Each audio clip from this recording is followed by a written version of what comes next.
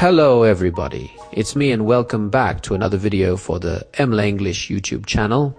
In today's video, I'm going to be talking about the fascinating world of design and its impact on our emotions. Whether it's the frustration of using a confusing device or the joy of owning something beautifully crafted, design plays a key role in how we experience everyday objects. We'll explore how designers create appliances that are not only functional but also emotionally appealing, helping us deal with the little hassles of life with a touch of humor and creativity. Let's get started. More and more people buy objects for intellectual and spiritual nourishment. People do not buy my coffee makers, kettles and lemon squeezers because they need to make coffee, to boil water or to squeeze lemons, but for other reasons. Alberto Alessi, designer. Have you ever stood in front of a cash machine and been unsure of how to make it work? Your frustration mounts as you try different buttons and you begin to panic because if you make another mistake, the machine will eat your card. How can a machine make you feel like such an idiot? Alternatively, have you ever seen a Mini? These classic little British cars may not seem terribly practical because they cannot carry many people or much stuff. Nonetheless, there is something about their style that attracts people. In fact, their owners are so passionate about them that they actually have own international association of Mini enthusiasts. What these cases have in common is that both illustrate the effects of design bad and good on human emotions. William Morris, a key figure in the English arts and crafts movement in the late 1800s, famously stated, "Have nothing in your houses that you do not know be useful or believe to be beautiful." Even today, aesthetics and functionality remain the two key features of design, whether we are talking about the design of a building or a light bulb. However, the question of which is more important may never be resolved. This is illustrated by another well-known saying in design: form follows function. This normally means that the usability and practicality of a design should always take priority over the beauty of a design. For those of us who have encountered bad design, this seems to make perfect sense. Remember the hassle of the cash machine or times when you have stood in front of a door, pulling on an ornamental doorknob when the door actually opened with a simple push. Naturally, we might prefer a more functional product regardless of what it looks like. However, researchers have found that aesthetics really do matter. For example, in a study of how people use computers, researchers found that early impressions influenced people's long-term attitudes about the computer's quality and use. People perceive that more beautiful and attractive designs are easier to use than their less attractive counterparts. Because these designs look easier to use, people are more likely to use them even though a less attractive device may have superior usability features.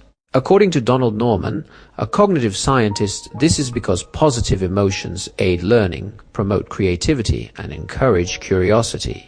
This means that how well we are able to deal with a difficulty, such as an unfamiliar machine, is partially dependent on how we perceive the machine itself. Thus, how a device looks or feels can play an important role in fostering positive attitudes toward it and toward users' willingness to persist with difficult instructions or less than perfect performance. Take cell phones, for instance. They are plagued with problems such as difficulty getting a network connection and batteries that run out midway through important calls. Nokia was one of the first cell phone companies to realize that aesthetics could take some of the sting out of these inconveniences and offset negative feelings. When they do occur, it began to design phones in a variety of colors and with customizable ringtones. The result was a more positive appraisal by users who were more willing to tolerate the phone's limitations. Google is another company that has opted to take this effect into account in its design. Consider how Google plays with its logo to celebrate holidays or recognize famous people or events. The use of humor puts users in a good mood, which can have a positive effect on their search for information. This in turn fosters loyalty to the Google search engine. Likewise, drivers irritated by the standard faceless voice of a GPS device may well be charmed by that same device speaking in their granddaughter's voice.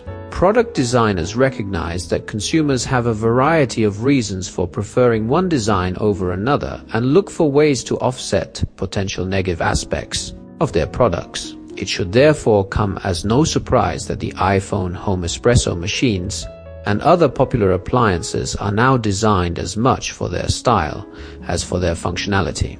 It might even be said that the new design motto is "Beauty is in the eye of the consumer." Have you ever found yourself struggling to express a specific idea in English? Well, our new vocabulary list might just have the perfect words you've been looking for. Let's explore them together. Bulb. Imagine you're setting up a lamp. The bulb is the glass part that produces light when it's connected to power. Every time you turn on a light switch, it's the bulb that makes the room bright. For example, when you need light in a room, you twist in a bulb into the socket. It's the part of the lamp or light fixture that actually lights up when the power's on. Opt. Let's say you're deciding between two outfits. When you finally choose one, you've opted for it. It means making a decision from several choices, like choosing to stay home or go out for the evening. For instance, if you're looking at a menu and decide to opt for a healthier meal, you're choosing something from a range of options. Offset. Think of a situation where something negative happens, like losing money. To offset that, you might take action to balance things out, maybe working extra hours to make up for the loss. It's about balancing or reducing an impact. Imagine you've had a bad day, but your favorite song comes on and lifts your mood. That positive experience can help offset the frustration of the day. It's like balancing out something negative. Persist. When things get tough, but you keep going anyway, you persist. For example, if you're learning a new skill and don't give up, despite it being difficult, that determination shows persistence. Another example, if a student struggles with math but continues to practice every day, they persist through the challenge. This means they keep going despite difficulties. Cognitive. This word is about how we think and process information. For example, when we solve puzzles or problems, we're using our cognitive abilities like reasoning, memory, and learning.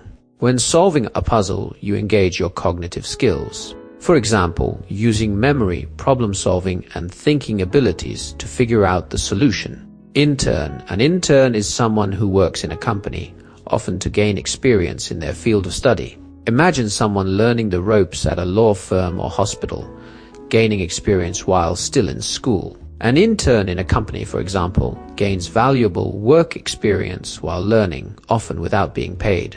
It's like training for a future job while still learning the ropes. As for their functionality, when buying appliances, people care about how they look, but as for their functionality, they expect them to work well and make tasks easier. So it's a way of focusing on how something actually works in practice.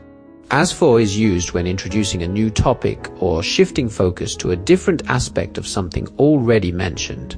It's a phrase that signals you're going to talk about how a specific part of something relates to the broader discussion. For example, if someone says, "We've discussed the project deadlines. As for the budget, we'll need more details," they are shifting focus to the topic of the budget. It's like saying, "Now let's talk about this other part."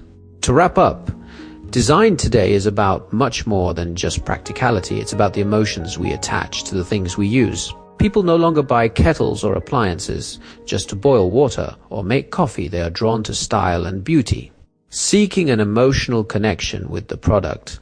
This shows that design has a strong effect on human feelings, whether it's frustration with a difficult device or joy from a beautifully crafted object. Designers are aware of this and often use humor and aesthetics to offset any irritation or frustration that might come with a product. For example, companies like Nokia design their phones with colorful ornamental features to reduce the hassle of technological glitches. Google also opts to use playful humor in its logo to maintain positive user experiences. In the end, a combination of beauty and functionality encourages consumers to persist with difficult products and resolve issues, making the design about more than just practicality. It's about creating an emotional experience. Now that we've covered the main ideas, let's test your understanding with a few questions and write in the comment below. When you answer, try to summarize the key points in your own words. And remember to give examples where you can. It really helps show that you've grasped the concepts. Ready? Let's go. 1. What are the 2 most important factors that designers of new products must consider? 2.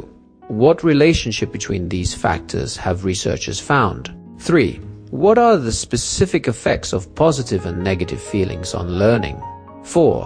What lesson have modern designers learned from these findings? Give an example. 5. Think of a difficult or problematic machine or gadget you have had to learn to use. Were you successful in learning to use it? What do you think contributed to your success? 6. Make a list of other products that combine style and functionality. If you found this video helpful, smash that like button and hit subscribe. It really helps the channel grow. And don't forget to ring that notification bell so you never miss an upload. Your support means the world to me. Thanks for watching the video. Goodbye.